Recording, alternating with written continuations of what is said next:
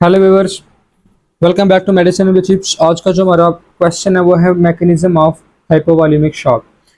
हमने इसका मैकेनिज्म का एक फ्लो चार्ट बनाया हुआ है। आपने बिल्कुल वही डिटो कॉपी कर देना है, इंशाल्लाह आपका क्वेश्चन ठीक हो जाएगा। सो फर्स्ट ऑफ ऑल देखें, हाइपोवॉल्यूमिक शॉक कब होगा? जैसे कोई ट्रॉमा या इंजरी होगी। जैसे कोई इंजरी या ट्रॉमा हुआ तो यानी कि एक्सीडेंट वगैरह हुआ तो फ़ौरन से ब्लड लॉस हो जाएगा। अब जो ब्लड लॉस होगा तो ब्लड लॉस बहुत ज़्यादा हो जाएगा, जिसकी वजह से क्या होगा, वीनस रिटर्न कम हो जाएगा। यानी कि जो हमारी डीप वेन्स हैं थाई की लेग्स में, तो उनमें जो ब्लड ऑलरेडी बहुत ज़्यादा होता है वो कम होना होगा और वो हार्ट की तरफ भी कम मूव करेगा। तो क्या होगा, वीनस रिटर्न कम हो जाएगा। जब वीनस रिटर्न कम होगा तो जो स्ट्रोक वॉल्यूम है वो कम हो जाएगा। स्ट्रोक वॉल्यूम कम होगा तो प्रीलोड कम हो जाएगा, यानी कि हार्ट की जो वो आगे मूवमेंट है, यानी कि हार्ट आगे जो ब्लड भेजेगा वो कम होगा, जिसको हम कार्डिक आउटपुट भी कह सकते हैं। ठीक है, हार्ट पंप कम करेगा, हार्ट की मूवमेंट जो है उससे ब्लड आगे वो जो जा रहा है एओर्टा के अंदर वो कम जाएगा, कार्डिक आउटपुट कम होगी। अब उसकी वजह से क्या होगा, हाइपोटेंशन हो जाएगी, यानी कि ब्लड प्रेशर कम हो जाएगा, हाइपोटेंशन हो जाएगी।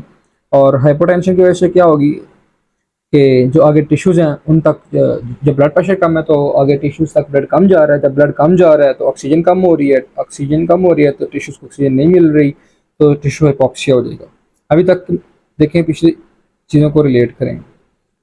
कोई भी इंजरी हुई, ब्लड लॉस, वीनस रिटर्न कम, स्ट्रोक वॉल्यूम कम, प्रीलोड कम, कार्डिक आउटपुट कम, हाइपोटेंशन, टिश्यू हाइपोक्सिया। अब जब टिश्यू हाइपोक्सिया होगा तो अब normal functioning of organ organ जो है वो प्रॉपर फंक्शन नहीं करेगा। जब ऑर्गन फंक्शन नहीं करेगा, उसको ऑक्सीजन ही नहीं मिल रही, उसने क्या फंक्शन करना है? उसके सेल्स की डेथ होना शुरू हो जाएगी, ऑर्गन की डिसफंक्शनिंग हो जाएगी। ऑर्गन जब सेल्स ऑलरेडी डेड होते जाएंगे तो एक वक्त आएगा कि ऑर्गन हाथ खड़े कर देगा, मेरी बस है भाई, लोर ला जो। तो ऑर्गन की डिसफंक्शनिंग हो जाएगी। ठीक है, एक ऑर्गन की डिसफंक्शनिंग होगी, दूसरा भी ऑर्गन फेल होगा, किडनी, लिवर, फिर ऐसा ऐसा आपस में भी रिलेट करते हैं ना, जब तो मल्टी ऑर्गन फेलियर हो जाएगा। ये होता है हमारे पास हाइपोवॉल्यूमिक शॉक का मैकेनिज्म। बंदा शॉक में जाएगा, फड़क जाएगा। इस तरह से आपने याद रखना है, पूरा सा फ्लो चार्ट बना लेना है कि ब्लड लॉस कैसे करना है, कार्डिक आउटपुट कम करके हाइपोटेंशन को करना है। मैं आपको इसका एक सिनेरियो बताता हूँ जो कि पेपर के अंदर आया था। इससे पहले आप लोग पीछे आ जाएं। देखें, हम लोग ना जब इंशाल्लाह केक कट करेंगे, कैंडल्स को ब्लो करेंगे, जब चैनल हिट हो जाएगा। जब आप लोग ये वीडियो देख रहे हैं या आपके बाद लोग देखेंगे तो इंशाल्लाह एक ना एक दिन चैनल ने हिट होना ही है। फिर हम लोग मिल के केक कट करेंगे और सबको खिलाएंगे, सेलिब्रेट करेंगे। सो अब आ जाते हैं सिनेरियो पे। केक की तरफ से नज़रें हटाएं और सिनेरियो पे आएँ, तशरीफ़ लाएं।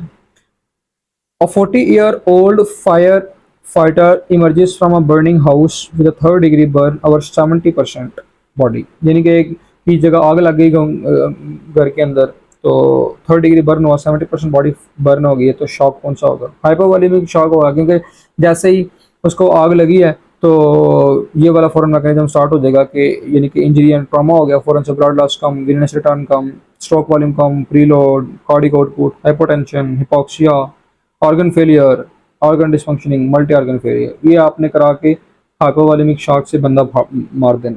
ठीक है, so that was all about this. If you have any queries you can ask in the comment section. Thank you for watching. Allah Hafiz.